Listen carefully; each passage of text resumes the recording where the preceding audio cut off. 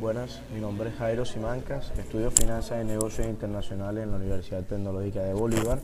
Estoy en octavo semestre y bueno, en estos momentos les hablaré sobre el libro ¿Por qué fracasan los países?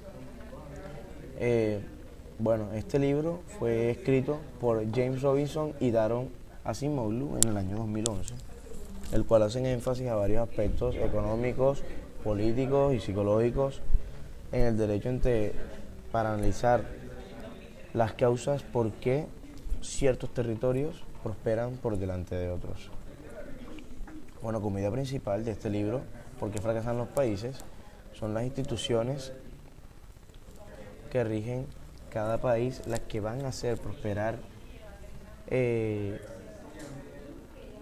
este país, lo que significa que este funcione de manera correcta, que no exista corrupción, se distribuyan de manera correcta los recursos que conllevarán al correcto funcionamiento de la economía del libre mercado, habiendo sabiendo que los países a lo largo del mundo prosperan y se encuentren en una manera, la situación en la que puedan decir que están por encima de otro país, de acuerdo con el índice de desarrollo humano,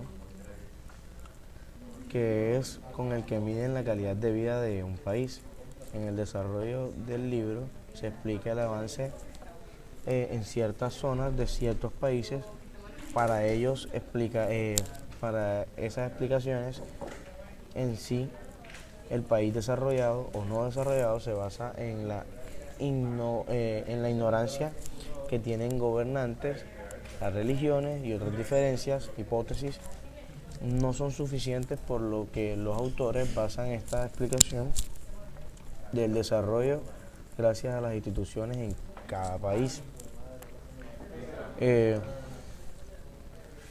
Se motiva la inversión que hace que aumenta el desarrollo en las ciudades y en las instituciones en los países que no ofrecen nada de esto.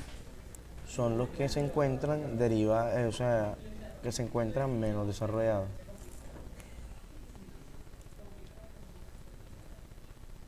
Bueno, en estos momentos nos dirigiríamos entonces a hablar sobre el primer capítulo de este video y de este libro. Bueno, en estos momentos le hablaremos sobre el primer capítulo del libro, que se titula Tan cerca y sin embargo tan diferentes. Se comienza haciendo una comparación entre Nogales, Serona, México y Nogales, Arizona, Estados Unidos. El libro señala que en Nogales,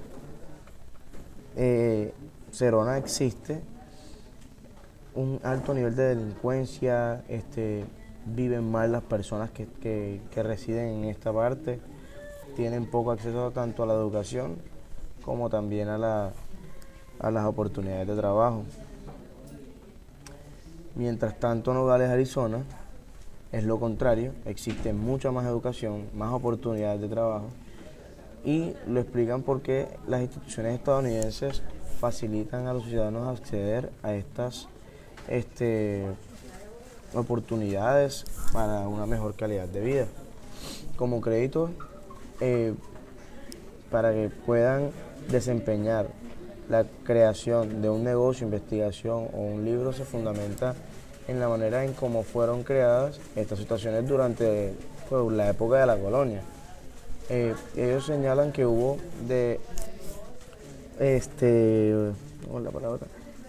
designada en la creación de estas instituciones, que además de todo son inclusivas, lo que tratará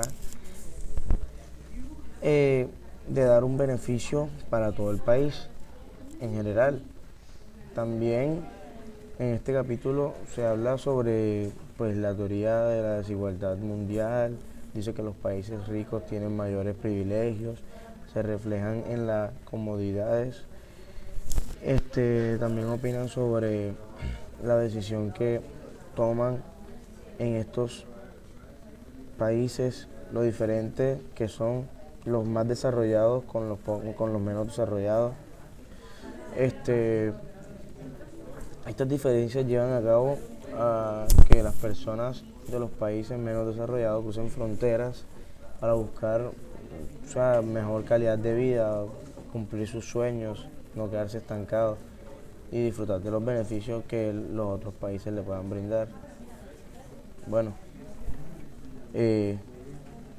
aquí finalizamos el primer capítulo, como podemos ver, y entonces ahora continuaremos con el segundo capítulo, que se titula como Teorías que no funcionan.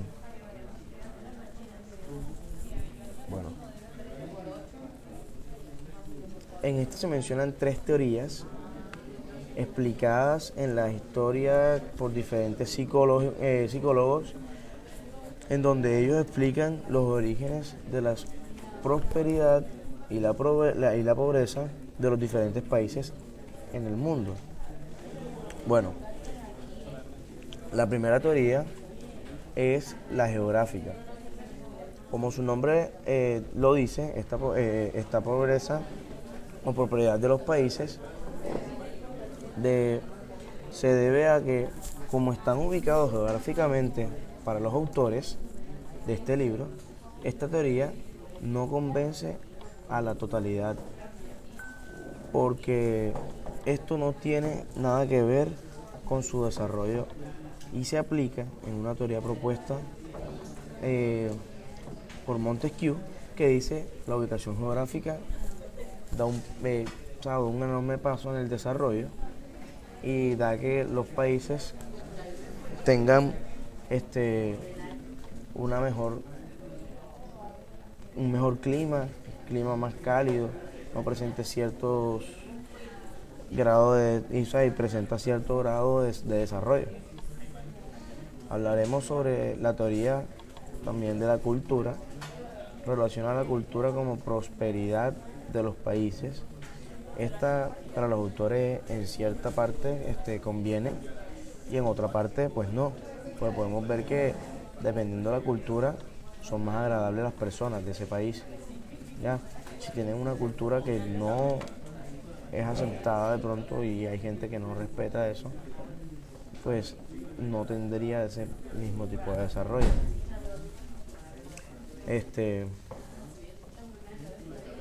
No convincente bueno, podemos decir que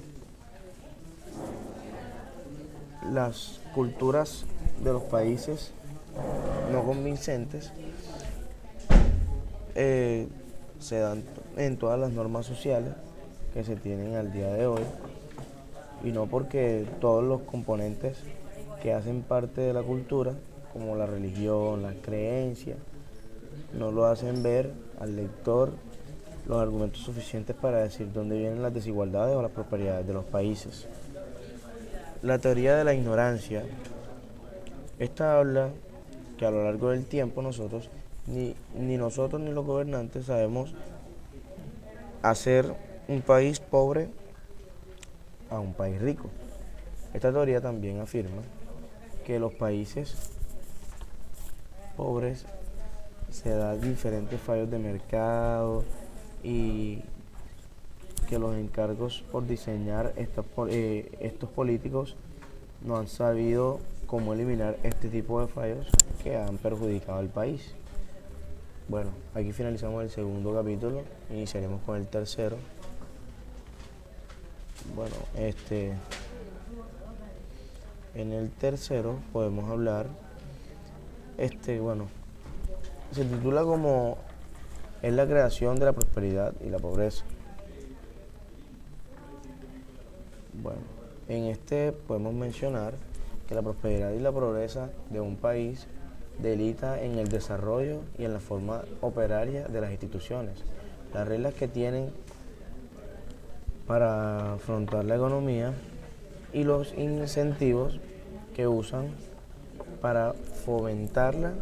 Como ejemplo ponen a las dos Coreas, que dicen para Corea del Sur las instituciones inclusivas son son propias de su país, que incentivan a las personas a realizar actividades económicas para así obtener beneficios para su desarrollo y también económicamente favorecerse esta Corea. Bueno, aquí saltamos al cuarto capítulo del libro, que se llama Pequeñas diferencias y coyunturas críticas. Bueno, como primero podemos decir, para los autores de las coyunturas críticas, son los sucesos que cambian o transforman la trayectoria de un país. Es decir, que como a lo largo del tiempo las decisiones se toman, pues son los gobernantes, miden la situación en la que se va a encontrar el país, buscan determinar la importancia que tiene tomar una decisión, y la creación de las instituciones económicas inclusivas y económicamente interactivas, y como esta podríamos beneficiarnos o afectar la economía del país. Como podemos seguir, hablaremos sobre el quinto capítulo, que se titula He visto el futuro y funciona. Bueno, se menciona, por ejemplo, donde a lo largo del tiempo en algunos países se han implementado un tipo de instituciones económicas extractivas, y como esto favorece o desfavorece a estos países. Un ejemplo podemos decir en las tribus ubicadas en la región del Congo, en África. Una se llama los Leles, que era un grupo de indígenas que luchaban entre sí por la obtención de beneficios, mientras que el otro grupo, al otro lado del río, que eran los Buchon, que a diferencia de los Leles estaban bien organizados, tenían una mejor región, todo marchaba en orden, hasta que un líder implementó un sistema de impuestos para mantener la orden y la paz de la tribu. Todo iba bien durante cierto tiempo, pero esta institución se revirtió, ya que no tenían crecimiento económico, político a corto plazo.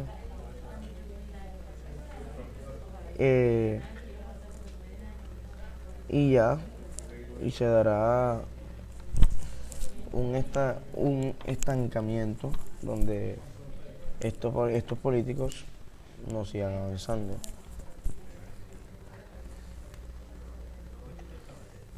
Bueno, el sexto capítulo, que se titula como ¿Cómo se convirtió Venecia en un museo? Bueno, se ponen ejemplos donde se dan las instituciones económicamente inclusivas. Uno de los ejemplos es Venecia, que esta desarrolló una de las instituciones económicas inclusivas a lo largo de su tiempo, lo que beneficia a jóvenes emprendedores que transportaban carga. También se decía en el capítulo que el desarrollo de estos países se fue dando por las distintas coyunturas. Aquí podremos seguir con el séptimo capítulo. El punto inflexivo se llama el capítulo. El capítulo 7 se llama el punto de inflexión. Lo que trataban de decir los autores con este capítulo, basado en el ejemplo, es el temor que se le presenta a muchos políticos de la construcción creativa, como se ve en el ejemplo, que se implementan nuevas tecnologías para reemplazar la mano de obra, y como dice el ejemplo, ninguno de los dos reyes aceptará, debido al temor que estos tienen al ser destronados, ya que si se le está quitando el trabajo, podría causar una inestabilidad política. Además, el libro señala que es necesario la aplicación de las nuevas tecnologías para favorecer la economía y brindar un mejor desarrollo. Bueno, hablaremos del octavo capítulo que se titula No es nuestro territorio, obstáculos para el desarrollo. En el capítulo se menciona un ejemplo donde se presencia el absolutismo. Es el caso de Francisco en Rusia y Austria-Hungría, en donde los gobernantes se opinan a introducir la tecnología. Esto se vio en dos casos, que serían, en un caso, no querían que las construcciones de las vías férreas ni la producción fuera totalidad de la agrícola. En el segundo caso, se habla sobre que es la prohibición de la imprenta en el Imperio Otomano, lo que dio la dificultad de su desarrollo y la caída en este mismo. También para los autores existen las instituciones extractivas, exigen un grado de centralización para que de esta manera imponer la ley y el orden de los territorios. Bueno, en el noveno capítulo, que se titula Cómo convertir el desarrollo, en este capítulo se toman varios ejemplos. Uno de ellos es el caso de Sudáfrica, que nos explican que se creó una economía impuesta por las élites de los blancos de Sudáfrica con la finalidad de producir una mano de obra más barata y reducir la competencia con las élites de África negra. Esta política fue impuesta por los políticos gubernamentales que eliminaban las fuerzas del desarrollo africano y la creación de una mano de obra africana más barata, con el fin de abaratar el precio de la mano de obra y así los europeos se aprovecharan del subdesarrollo de esta tierra. Entonces se puede decir que en el desarrollo de muchas veces se da en las causas del subdesarrollo de un país. Bueno, hablaremos del décimo capítulo que se llama Difusión de la Prosperidad. En este nos comenta sobre los orígenes de la desigualdad mundial, trayendo en el ejemplo de los Estados Unidos y Australia, que fueron naciones que desde 1919 las instituciones inclusivas fueron establecidas, así poder avanzar en el ámbito económico y de la innovación, y no aprovecharon la destrucción creativa, mientras otros países europeos con un régimen absolutista tenían temor de implementar estas instituciones inclusivas, ya que generaría una inestabilidad política y lleva a la revelación de sus habitantes. Bueno, en el capítulo 11, que se titula El Círculo Virtuoso, los autores hablan de la Argentina moderna con una constitución de las instituciones extractivas coloniales y muestran colonias intromisiones, como las intromisiones del poder político en la justicia de este país se dedica desde 1946 a buscar sostener en la Corte Suprema de Justicia a los dictatos del poder político de turno.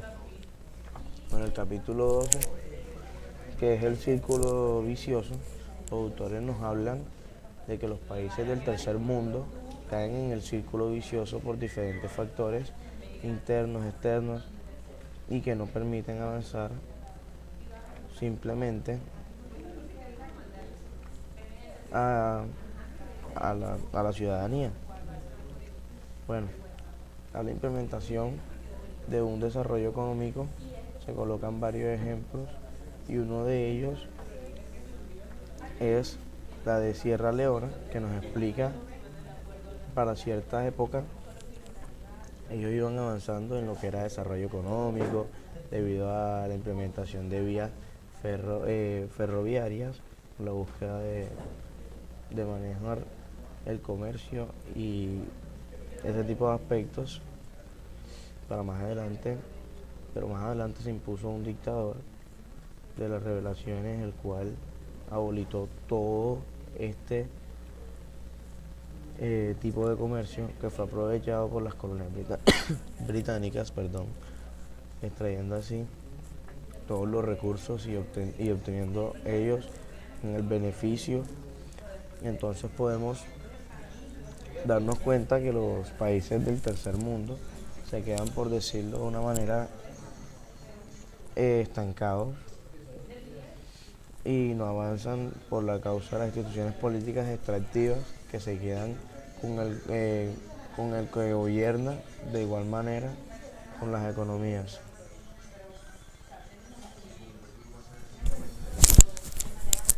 Bueno, hablaremos del capítulo 13, ¿por qué fracasan los países de hoy en día? Este nos habla más que todo de que la principal causa de no poder avanzar en los países o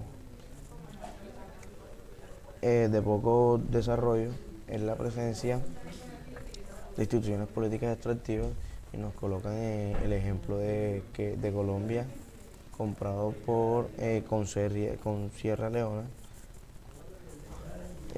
Colombia desde hace años anteriores ha presentado una guerra civil que ha dejado millones de muertos, lo mismo que Sierra Leona, pero con el tiempo esta guerra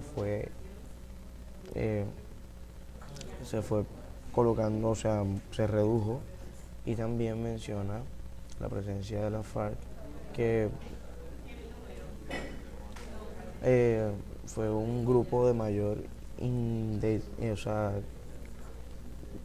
fue el grupo que más golpeó al país en estas guerras. También hablan de que Colombia, la institución política, no genera los suficientes incentivos para que los políticos brinden servicios públicos, entre otros aspectos que llevan a mejorar la calidad de vida de nuestro país. Bueno, en el capítulo 14, cómo romper el molde, nos comenta el ejemplo de Botswana, China. Igual que en Inglaterra, la Revolución Gloriosa, la Revolución Francesa y la Revolución Meiji en Japón, nos dice que la austeridad no es sinónimo de destino, que lo que hagamos a lo largo del tiempo no decida cómo va a ser el país a futuro. Entonces nos dice que a pesar del círculo vicioso en estos países, se encuentra la institución extractiva, pueden sustituirse por instituciones instructivas. Se refiere con esto, cómo romper la monotonía. Bueno, ya hablaremos del último capítulo, que es el capítulo 15, titula Clave para comprender la prosperidad y la pobreza. En este capítulo nos habla de que el crecimiento bajo las instituciones extractivas no mantendrá, por causa de que el desarrollo económico sostenido exige innovación, y esta no puede ir ligada a la destrucción creativa, que son características propias de las instituciones extractivas. También dice que el poder en estas instituciones extractivas es muy condicionado, y lo que hace que los individuos luchen por este tipo de poder. Y bueno, con esta breve explicación que les di de este libro, espero Espero haber aclarado todas las dudas con respecto a por qué los países fracasan, pero según sus autores, que son James y Daron.